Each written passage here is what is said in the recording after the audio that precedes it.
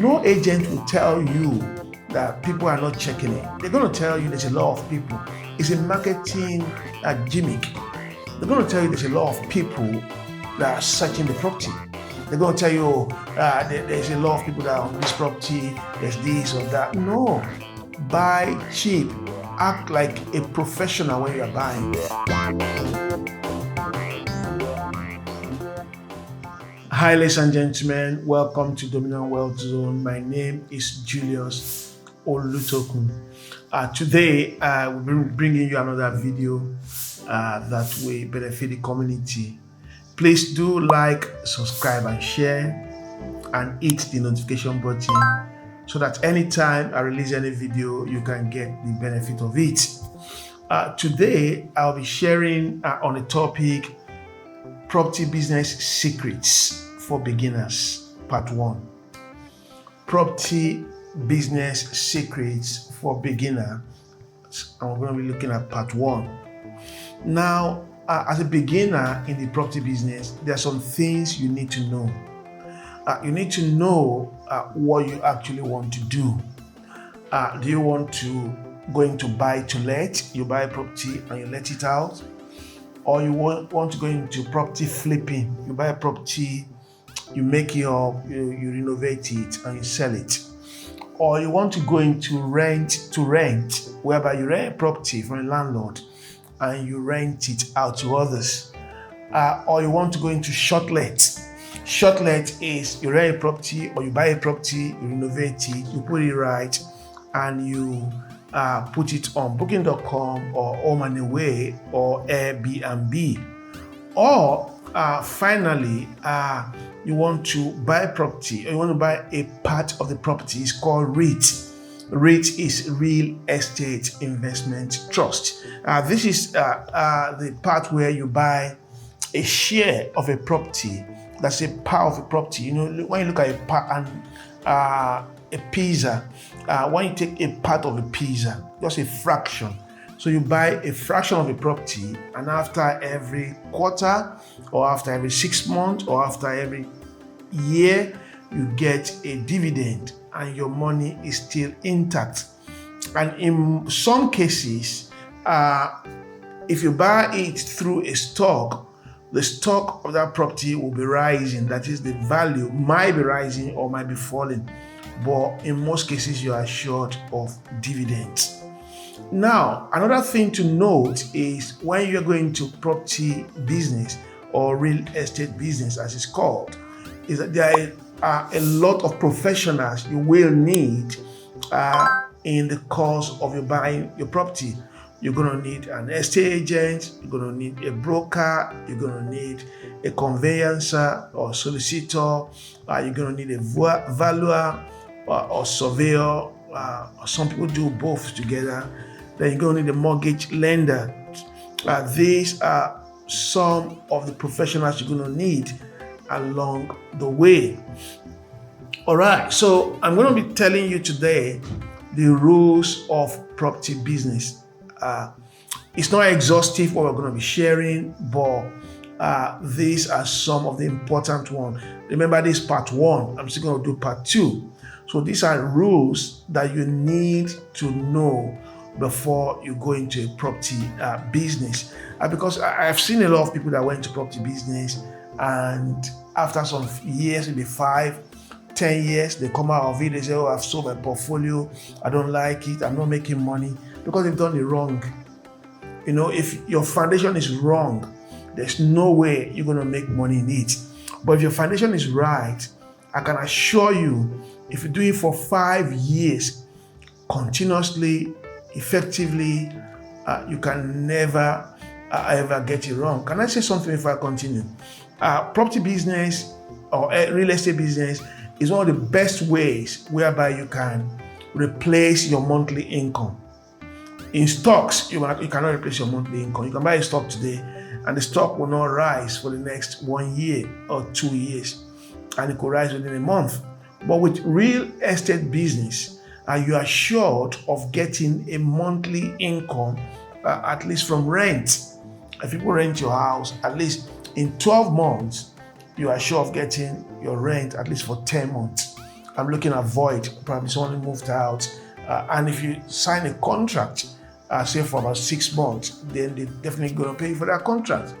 Another very good one that most people don't realize is if you go into commercial lets, commercial properties. With commercial property, is a no-brainer. You cannot miss it because I'll give you a clue.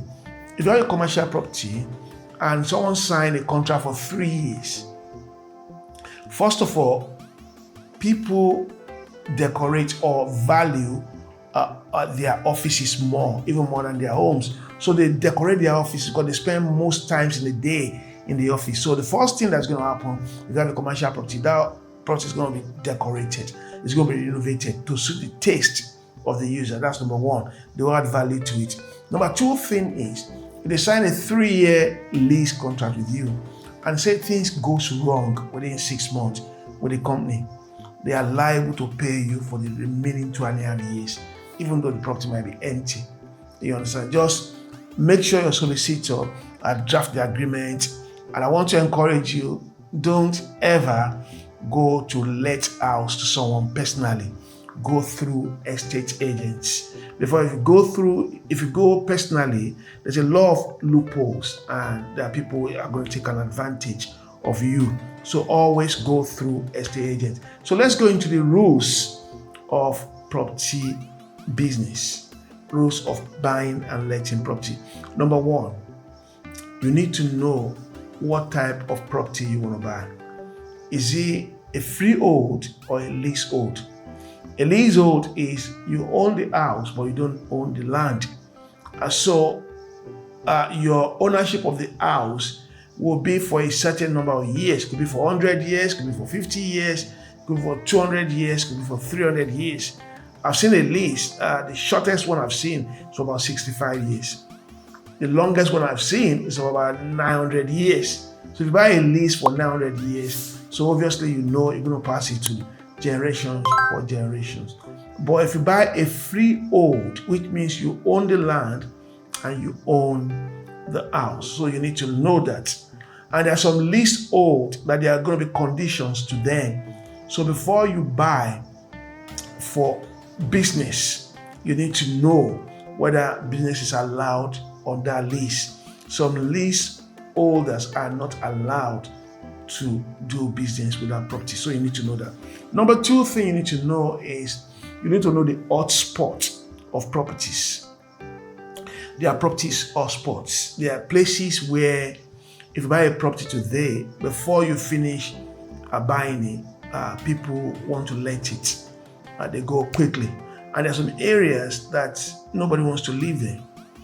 There are areas that people want to live are areas that are close to school, that are close to the transport links, close to the surgery, close to stores where they can walk in and do shopping, close to train station, bus station, close to amenities around. People like that. And non-hotspots are people where there's crime, where there's always burglary, where there's too much noise, where there are too much HMO are house of multiple occupations, because people believe that they are not good areas for families. So you need to know the property or spots. The third thing you need to know is you need to know whether there's a charge on the property. Sometimes a local authority, local council may have put a charge on a property and you are not aware. I've been involved in a property like that. I didn't know there was a charge on me. I took over this property and boom, local authority showed up. Who are you? What are you doing here? I said, I've just taken over this property. And I said, oh, there's a charge on it. The council has put a charge on it. I didn't know. The people that are consulting for me did not know. So you need to tell your solicitor to find out if there's a charge on the property. And also, when you're buying the property, number 4, this is number 4, when you are going for the viewing of the property, you need to view it as a buyer. You need to view it as a businessman. You know, when people go to view a property, the first place to go, they go or they look at is where they like. As a man, if I go to view a property, the first thing that comes to my mind, I want to look at the living room. Because in the living room, that's where you want to sit down to watch your Premier League, you want to sit down to watch your sport, you want to sit down to watch the news. I like to sit down in the living room. For a woman, most women would like to sit down. We have to go and look at the kitchen. They like the kitchen, they like the garden. Most women like that. They like to. Children will rush into the bedroom where they could play their games, where they could lie down and relax. So therefore, you need to view as a buyer. You need to view intelligently, view carefully. There must be some cracks in the building, especially when the building has just been renovated. Because they've renovated it, they want to sell it. So I like to buy more run-down buildings. I like it. I like to buy because number one, run-down building, you're going to see the true state of the house. You're going to see the modification you could do in the house. You're going to see the defects in the house. And you will be able to see the clear picture of what you are getting into. I like to buy properties like that. And I've bought a lot of run-down buildings and I've made it up. Most times I take my builders, my renovation team, I take them there, view this house. What do you think about this house? We look at the roof. Most people don't look at the roof of the house from the outside. That roof could cost you between 60 grand to 120 grand if you don't take care. So look at the roof of the house. Those add value to the house. If the house has a basement, it's better. Go and look at the basement. Are there damp in the basement? Obviously, if there's damp in the basement, there's a possibility of that damp coming up. So you need to look at that. So you need to view as a buyer. Number 4, you need to ask the estate agent around that place. You might not need to go there. All these things, you can do this one online for the rental rates in the area. Why you might need to go to the estate agent up in the area is that you might want to ask them 5 years ago was the rental rate, 3 years ago was the rental rate, and now what's the rental rate.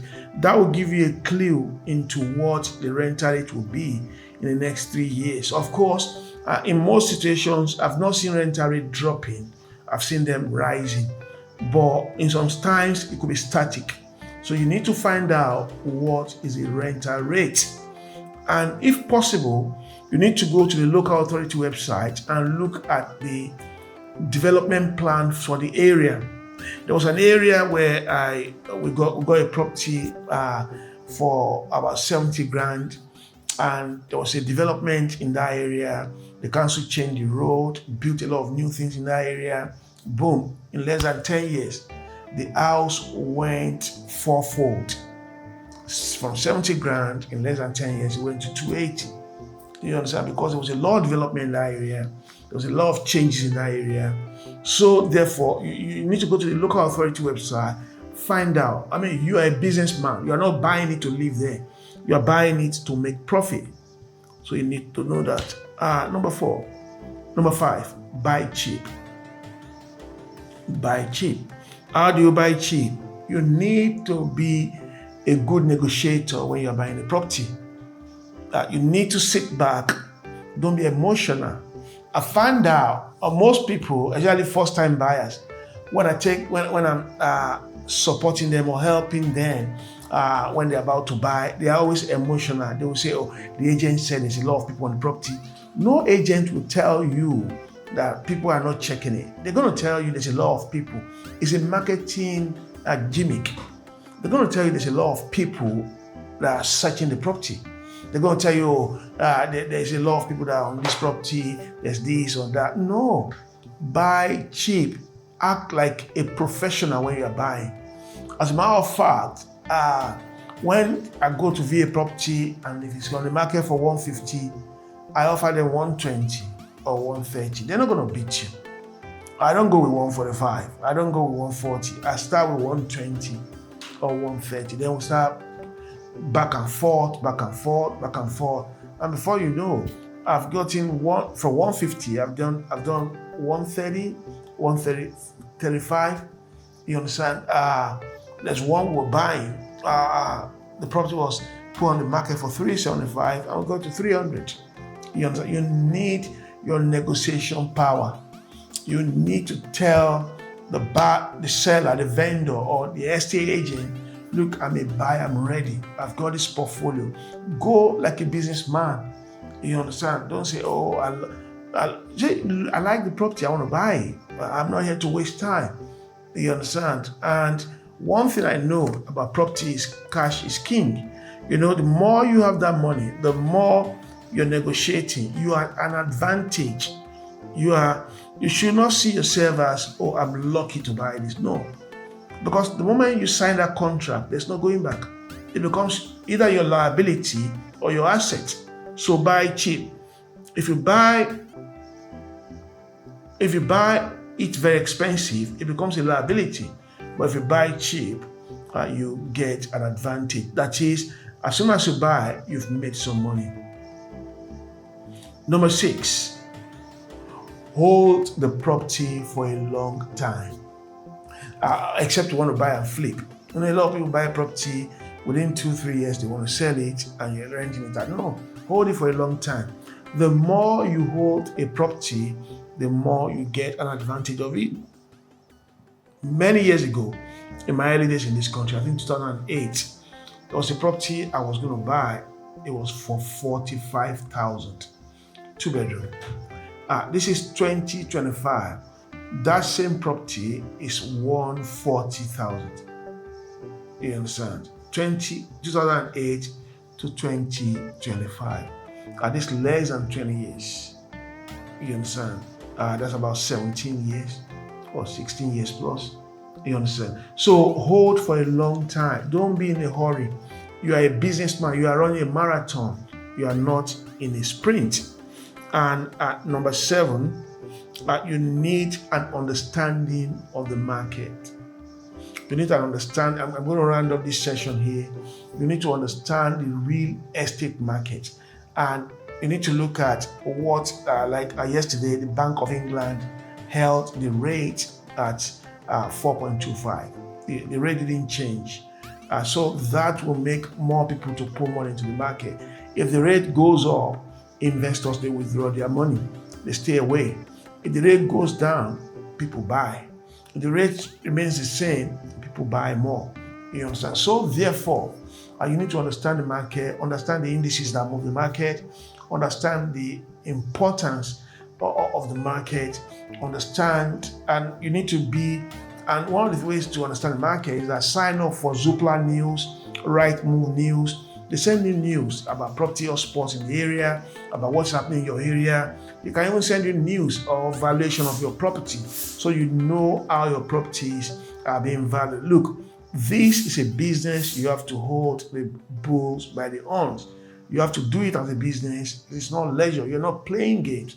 You want to make money. And so if you do it right, if you follow these 7 steps, I bet you can never ever make any mistake. If you have any comment, please put in the comment box below. Do not forget to like, to share, and to hit the notification button. I need a subscription. Subscribe to my channel, and I'll see you in the next episode. Thank you.